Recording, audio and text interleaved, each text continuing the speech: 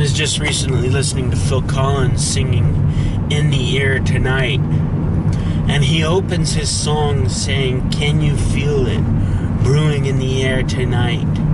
I've been waiting for this moment for all my life, O Lord." I don't know that he necessarily wrote that song in a spirit of faith, but I've looked at that passion, I've looked at that resolve of destiny that song reminds me of. And I was thinking about that song when I preached my first sermon to about 150 people at Westgate Church some years ago. And when I preached, I had felt the burning conviction to preach for 14 years. And I had been squelching and squashing and ignoring and trying to delay the command of God that I was feeling to preach for all that time, because I felt like that is what God wanted me to do. And I felt like I was destined for it, but I also felt like I was like Jonah and ignoring the calling that God had for me for all that time. Well, finally, when I preached, I didn't do that great of job, as the first time I preached, but, I remember somebody asking me if I was nervous, and the words of Phil Collins' song In the Air Tonight came to me, and I said, I've been waiting for this moment all my life.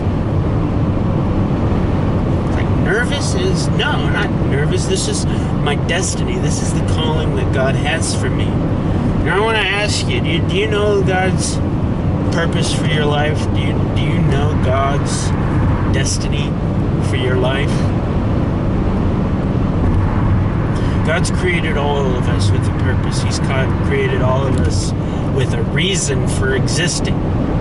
Now, my question to you is, have you figured out what your purpose is? I've got to be faithful to my calling.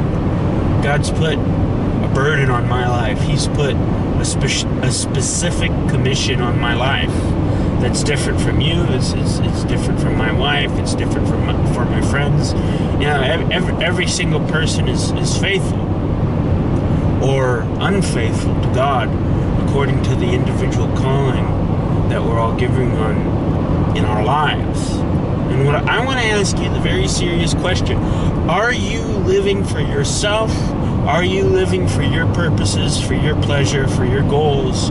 Or are you living for God? You don't have to give an account to me. You're going to have to give an account to God. Jesus said you're going to have to give an account for every idle word you said, for everything you've done, everything you've thought about doing, all the plans of your heart that you made that you weren't able to carry out. God's going to judge it all. And we all have to figure, are we living out our destiny? Can we get to that point where we reach the fulfillment of God's purposes in our lives, so that we can say, like Phil Collins, it's in the air tonight? We've been waiting for this moment for all of our lives, and now God is bringing it to pass.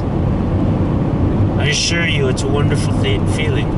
I assure you it's a wonderful thing to be able to live out the calling of God, the destiny of God. You feel the air thick with it, the air thick with the work of God in your life. It's truly an amazing feeling. Something that I want for all of you. Something that you need to take seriously and seek out.